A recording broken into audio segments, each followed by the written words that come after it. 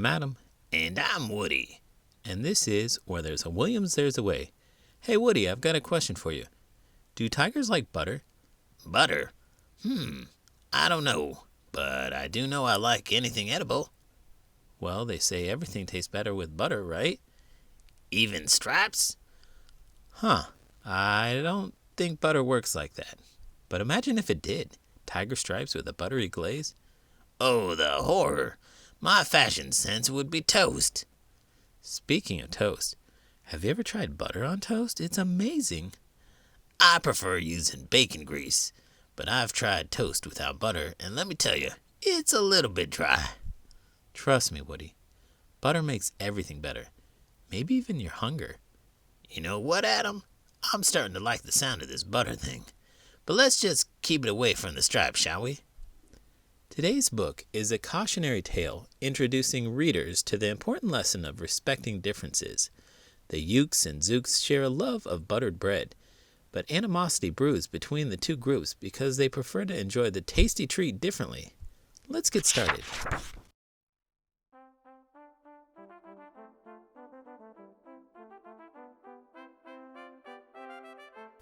The Butter Battle Book by Dr. Seuss. On the last day of summer, 10 hours before fall, my grandfather took me out to the wall. For a while he stood silent, then finally he said, with a very sad shake of his very old head, "As you know, on this side of the wall we are Ukes. On the far other side of this wall live the Zooks." Then my grandfather said, "It's high time that you knew of the terribly horrible thing that Zooks do. In every Zook house and in every Zook town, every Zook eats his bread with the butter side down. But we Ukes, as you know, when we breakfast or sup, spread our bread," Grandpa said, "with the butter side up. That's the right, honest way." Grandpa gritted his teeth. "So you can't trust a Zook who spreads butter underneath. Every Zook must be watched. He has kinks in his soul. That's why as a youth I made watching my goal. Watching Zooks for the Zook watching border patrol. In those days, of course, the wall wasn't so high, and I could look any Zook square in the eye. If he dared to come close, I could give him a twitch with my tough, tufted, prickly snickberry switch. For a while that worked fine. All the Zooks stayed away, and our country was safe. Then one terrible day, a very rude Zook by the name of Van Itch snuck up and slingshotted my snickberry switch. With my broken off switch, with my head hung in shame, to the chief Ukaroo in a great sorrow I came. But our leader just smiled. He said, "You're not to blame, and those Zooks will be sorry they started this game. We'll dress you right up in a fancier suit. We'll give you a fancier slingshot to shoot." And he ordered the boys in the back room to figure how to build some sort of triple sling jigger. With my triple sling jigger I sure felt much bigger. I marched to the wall with great vim and great vigor, right up to Van Itch with my hand on the trigger. "I'll have no more nonsense," I said with a frown, "from Zooks who eat bread with the butter side down." Van Itch looked quite sickly. He ran off quite quickly. I'm unhappy to say he came back the next day in his spiffy new suit with a big new machine, and he snarled as he said, looking frightfully mean, "You may fling those hard rocks with your triple sling jigger, but I also now have my hand on a trigger. My wonderful weapon, the jigger rock snatch 'em, will fling 'em right back just as quick as we catch 'em. We'll have no more nonsense, we'll take no more gup from you Ukes who eat bread with the butter side up." Woody, what did I tell you about sneaking into the neighbor's yard? I can't help it.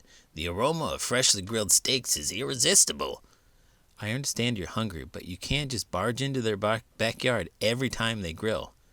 But they never invite me. I feel left out. You're a tiger, Woody. Tigers aren't exactly known for their food etiquette. Well, Maybe if they got to know me, they'd see I'm just a hungry, misunderstood feline. I highly doubt that. You did eat their entire picnic table last time. It was a moment of weakness.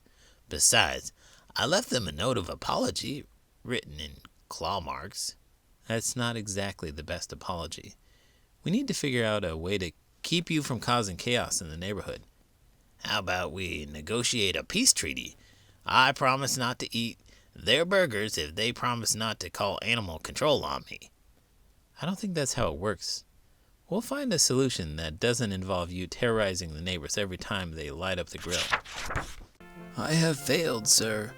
I sobbed as I made my report to the chief Yukaru in the headquarter fort. He just laughed. You've done nothing at all of the sort. Our slingshots have failed. That was old-fashioned stuff. Slingshots, dear boy, are not modern enough. All we need is some newfangled kind of gun. My boys in the back room have already begun to think up a walloping whiz-zinger one. My bright boys are thinking they're on the right track. They'll think one up quick, and we'll send you right back. They thought up a great one, they certainly did. They thought up a gun called the Kickaboo Kid, which they loaded with powerful Pua-Doo powder, and ants' eggs and bees' legs and dried fried clam chowder. And they carefully trained a real smart dog named Daniel to serve as our country's first gun-toting spaniel. Then Daniel, the Kickaboo Spaniel, and I marched back toward the wall, with our heads held up high, while everyone cheered and their cheers filled the sky. Fight, fight for the butter side up, do or die. Well, we didn't do, and we didn't die, but we sure did get worsted, poor Daniel and I. Van Itch was there too, and he said, the old pig, "The boys in my back room invented this rig, called the 8-nozzled elephant-toted boom blitz.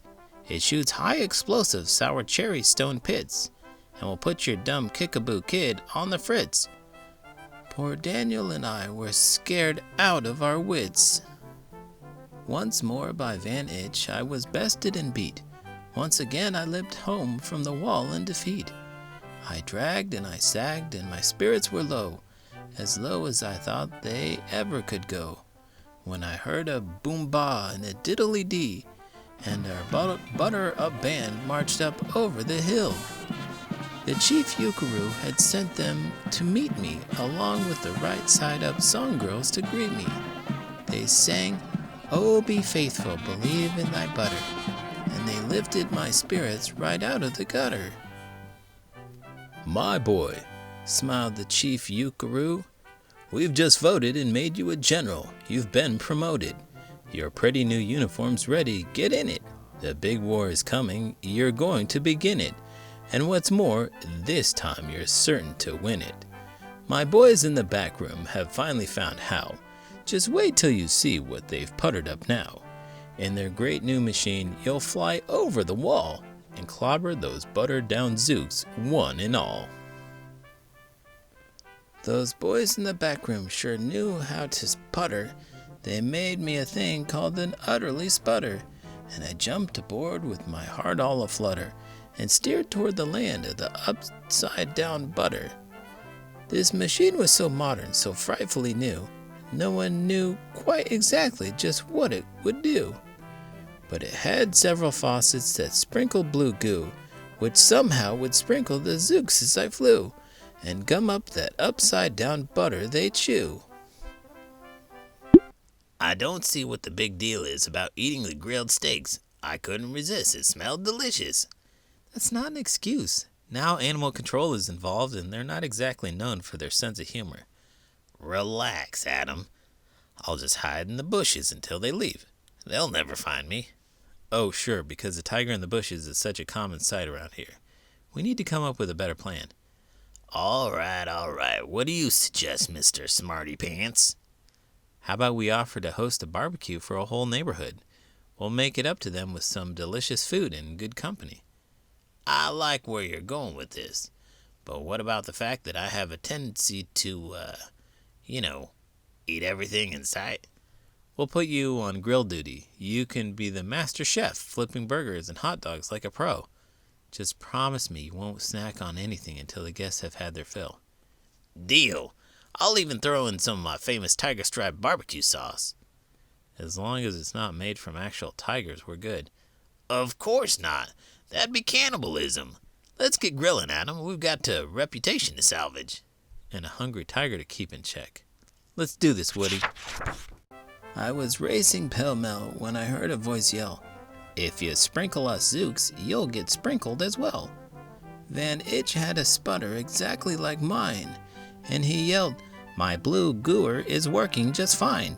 And I'm here to say that if Ukes can go Zooks, you better forget it, 'cause Zooks can goo Ukes. I flew right back home, and, as you may have guessed, I was downright despondent, disturbed, and depressed. And I saw, just as soon as I stepped back on land, so were all the girls of the Butter-Up Band. The chief drum majorette, Ms. Yuki Ann Sue, said, That was a pretty sour flight that you flew, and the chief Yukaroo has been looking for you. I raced to his office. The place was a sight. Have no fears, said the chief. Everything is all right. My bright backroom boys have been brighter than bright. They've thought up a gadget that's newer than new. It's filled with mysterious moo-lacka-moo and can blow all the Zooks clear to Salamagoo. They've invented the itsy big boy boomeroo. You just run to the wall like a nice little man. Drop this bomb on the Zooks just as fast as you can. I've ordered all Ukes to stay safe aground while the bitsy big boy boomeroo is around. As I raced for that wall with the bomb in my hand, I noticed that every last Uke in our land was obeying our chief Yukaroo's grim command. They were all bravely marching with banners aflutter, down a hole, for their country, and right side up butter. That's when Grandfather found me. He grabbed me, he said, You should be down in that hole, and you're up here instead. Perhaps this is all for the better somehow. You will see me make history, right here and right now. Grandpa leapt up that wall with the lopulous leap, and he cleared his hoarse throat with the bopulous beep. He screamed, Here's the end of that terrible town, full of Zooks who eat bread with the butter side down. And at that very instant we heard a clup-clup of feet on the wall, and old Van Itch clumped up. The boy in his back room had made him one too. In his fist was another big boy boomeroo. I'll blow you, he yelled, into pork and wee bean. I'll butter side you up to small smithereens. Grandpa, I shouted, be careful. Oh, gee, who's going to drop it? Will you or will he? Be patient, said Grandpa. We'll see. We will see. So, Woody, how do you think the barbecue went? Well, Adam, I'd say it went pretty roaring. I have to admit, your tiger-themed apron was a hit with the kids. They thought you were some kind of barbecue superhero. Well, you know me, always trying to impress the little ones. Gotta keep my reputation as the neighborhood's friendliest tiger, who occasionally devours their snacks. Yeah, you've certainly got a unique way of making friends. But hey, at least everyone seems to be in good spirits despite the food disappearing act. Exactly. And who knows, maybe next time we host a barbecue, I'll try to rein in my appetite just a smidge. You promise? Hey, no promises, but I'll do my best. After all, I can't have the whole neighborhood thinking I'm some sort of food-thieving tiger, even though, well, I am. You're lucky you're so charming, Woody. And you're lucky I'm such a skilled grill master. Teamwork, that's what it's all about. And we'd both be pretty lucky if you like this video and subscribe to the channel. I'm Adam. And I'm Woody. And this is Where There's a Williams, There's a Way. Did you know butter has been around for over 10,000 years? The earliest butter was made from the milk of sheep, goats, and yaks, not cows. The word butter comes from the Latin word butrum, which translates to ox cheese.